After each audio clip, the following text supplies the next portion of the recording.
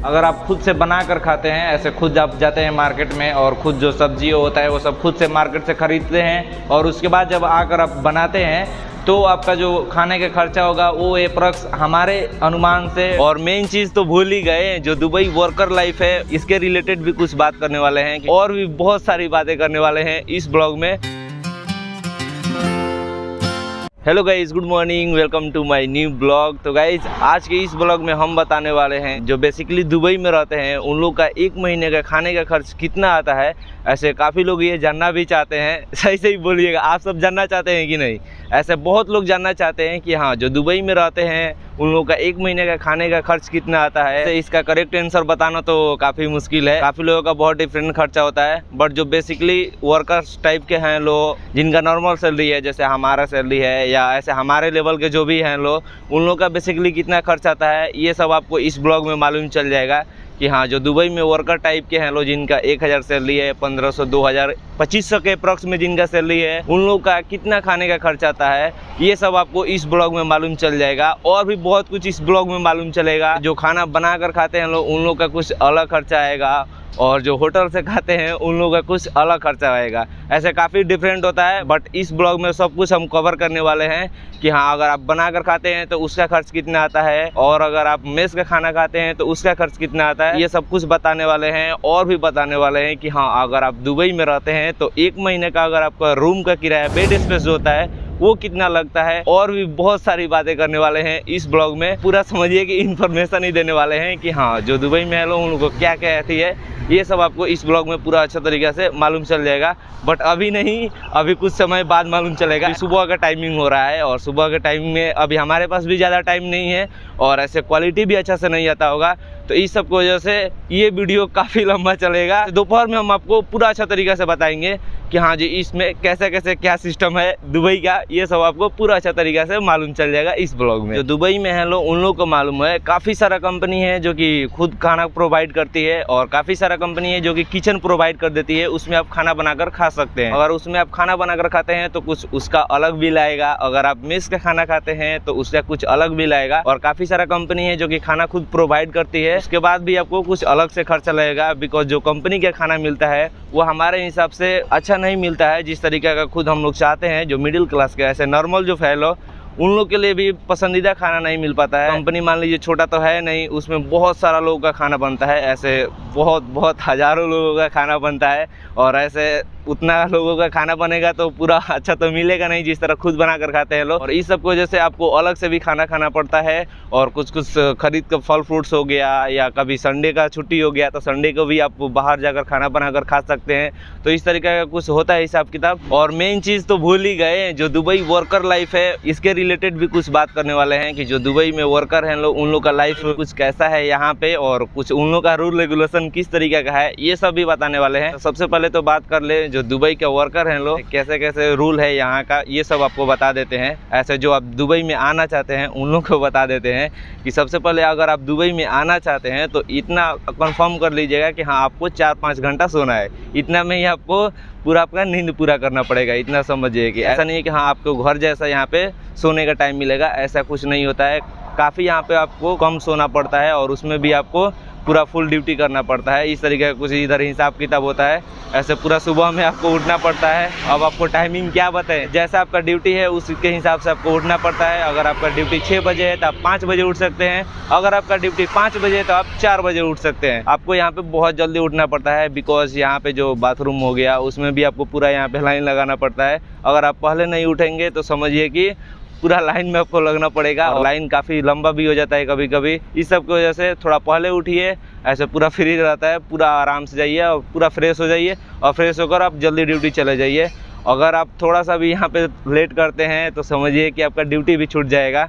इस सब की वजह से आप थोड़ा पहले उठिए। इस तरीके का कुछ हिसाब किताब होता है। और ऐसा नहीं है कि आप रूम में सोए हुए हैं तो आपका जो रूम पार्टनर होते हैं लोग, ऐसे एक रूम में तो एक आदमी रहते नहीं है लोग, ऐसे आप सबको तो काफ़ी सारा ब्लॉग में बताए हुए हैं। बट ऐसा नहीं है कि हाँ, आप नहीं उठते हैं तो वो लोग आपको उठाएंगे, ऐसा नहीं होता है। और ऐसा कभी कभी होता है, 1-2 बार आपको उठा देंगे लोग, बट आप ये डेली करते हैं, डेली का आपका नाटक ऐसा हो जाएगा तो कोई आपको रिस्पॉन्स नहीं देंगे लोग। आप सोए रहेंगे तो आपको सोए हुए से ही छोड़ देंगे लोग और बाकी सारे लोग ड्यूटी चले जाएंगे लोग। तो कुछ इस तरीका का होता है, बिकॉज वो लोग भी इधर आए हैं लोग ड्यूटी करने के लिए और हम भी आए हैं ड्यूटी करने के लिए। तो ऐसे सभी लोगों का ये रिस्पॉन्सिबिलिटी बनता है कि आप अपने टाइम से उठिए और टाइम से अपना फ्रेश होइए, उसके बाद ड्यूटी के लिए आप चले जाइए। तो इस तरीके का कुछ होता है। तो यहाँ पे खुद अपने से रूल रेगुलेशन करना पड़ता है और अपने कंपनी के हिसाब से आपको उठना पड़ता है। और आने का टाइमिंग तो क्या ही कहा जाए, अगर आपको 8 बजे भी छुट्टी होगा ना तो इधर दुबई के जो ट्रैफिक है ना, ये काफ़ी लंबा ट्रैफिक हो जाता है। कभी कभी इतना ज़्यादा ट्रैफिक हो जाता है ना कि बहुत ज़्यादा 1 घंटा के अप्रॉक्स ट्रैफिक में ही फंसे रह जाएंगे, इतना बड़ा ट्रैफिक हो जाता है। तो इसलिए समझिए कि अनुमान लगा लीजिए कि आपको 11 के लगभग में मान लीजिए आपको सोना पड़ेगा। ऐसे जाइए आप रूम पे, फिर फ्रेश होइए, नहाइए धोइए, खाना बनाइए, इसमें काफ़ी सारा टाइम लग जाता है। फिर आप खाना भी पैक करते हैं, मैक्सिमम आपको मान लीजिए कभी कभी 6 घंटा सोने को मिलेगा, बस इससे ज़्यादा आपको सोने को नहीं मिलेगा। तो इस तरीके का कुछ दुबई वर्कर लाइफ है और काफ़ी लोग आना चाहते हैं। तो ये सब आपको ध्यान में रखना है कि हाँ, आपको 4-5 घंटा सोने का मिलेगा, बस इससे ज़्यादा आपको ज़्यादा नहीं मिल पाएगा। और भी बहुत कुछ है जी, ऐसे काफ़ी सारा ब्लॉग में आप सबको दिखाए भी हैं। तो अभी हम चलते हैं इस बिल्डिंग में, अपना ड्यूटी करते हैं। वैसे अपना ड्यूटी टाइमिंग भी हो रहा है तो ड्यूटी कर लिया जाता है और उसके बाद जब लंच टाइमिंग होगा उसमें आपको अच्छा तरीके से बताने की कोशिश करेंगे। जो दुबई का खाने का खर्च आता है, जो वर्कर टाइप के हैं लोग उन लोग का, तो वो सब आपको दोपहर में बताएंगे। तो अब बताया जाता है जी, जो दुबई में 1 महीने का खाने का खर्च है वो कितना पड़ता है। और ऐसे आप लोग रिलेट भी कर पाएंगे लोग कि हाँ, 1 महीने का खाने का खर्च कितना आता है। और खाने का बात करें तो देखिए जी, ऐसे सभी कोई अलग अलग खाते हैं और सभी लोगों का कुछ थोड़ा बहुत ऐसे डिफरेंट हो सकता है। अगर आप खुद से बना कर खाते हैं, ऐसे खुद आप जाते हैं मार्केट में और खुद जो सब्जी होता है वो सब खुद से मार्केट से खरीदते हैं और उसके बाद जब आकर आप बनाते हैं तो आपका जो खाने का खर्चा होगा वो अप्रॉक्स हमारे अनुमान से 250 से 300 होगा। ऐसे आप नॉर्मली खाना बनाकर खाते हैं तो। और आप अगर ग्रुप में खाना बनाकर खाते हैं तो उससे कुछ अलग बिल आएगा। अगर आपको अलग खाना बनाते हैं, सिर्फ सिंगल पर्सन आप खाना बनाते हैं तो उसका कुछ अलग बिल आएगा। तो अगर आप ग्रुप में खाना बनाते हैं तो उसका कुछ बिल पता है आपको कितना आएगा। ऐसे आप ग्रुप में नॉर्मली खाना बनाते हैं, जैसे नॉर्मल जैसे हम लोग खाते हैं लोग, उस तरीके का अगर आप लोग खाना बनाकर खाते हैं तो उसका बिल जो है वो 200 से 250, मैक्सिमम आपका 300 जाएगा।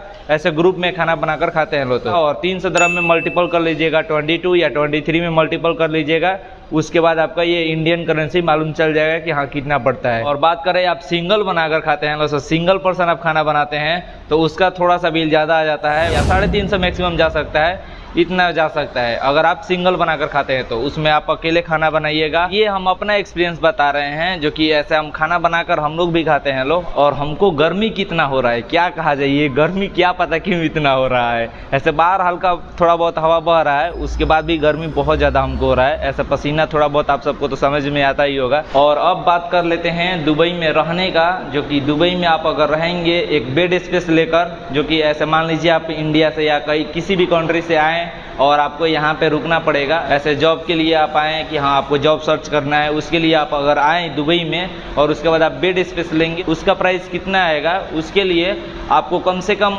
300 दिरहम होना चाहिए और मैक्सिमम 350 भी हो सकता है, कहीं की जगह पे 400 भी होता है। ऐसे ये एरिया के ऊपर डिपेंड करता है। ऐसे मान लीजिए आप थोड़ा सा अच्छा एरिया में रहिएगा तो उधर थोड़ा पैसा ज़्यादा लगेगा। ऐसे शारजा जाइएगा, अजमान जाइएगा, अबू धाबी जाइएगा तो उधर थोड़ा सा पैसा कम लगेगा।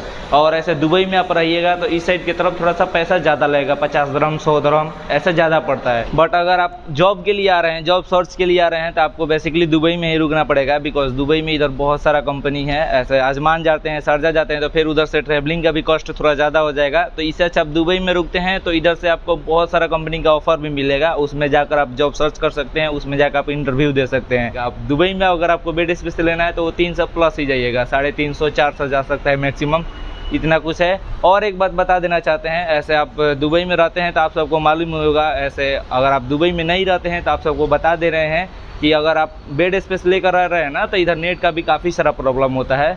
और ऐसे नेट का अगर आप रिचार्ज कराते हैं तो उसका कॉस्ट तो ऐसे हर एक सिम का अलग अलग है। जैसे अपने इंडिया में एयरटेल हो गया, जियो हो गया और VI वोडाफोन हो, काफ़ी सारा हो गया, तो उसका अलग अलग कुछ पैकेज है। जैसे जियो का कुछ अलग पैकेज है और एयरटेल का कुछ अलग पैकेज है। वैसे ही यहाँ पर भी 5 इटिसलाट चलता है, ड्यू चलता है, तो कुछ इस सब का अलग अलग ऑफर आते रहता है।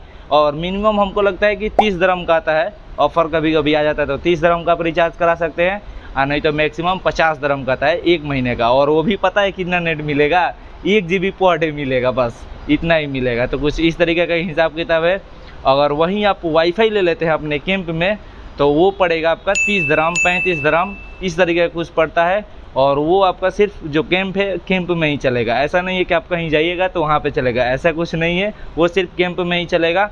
बट उसका डाटा लिमिट नहीं रहता है, आपको जितना डाटा चलाइए कोई मुश्किल नहीं है, फुल डाटा चलाइए। तो कुछ इस तरीके का हिसाब किताब है जी। गर्मी इतना ज़्यादा हो रहा है कि क्या ही कहा जाए, गर्मी बहुत ज़्यादा हो रहा है और ऐसे धूप भी लग रहा है। थोड़ा सा इधर बाहर निकल रहे हैं तो धूप भी लग रहा है।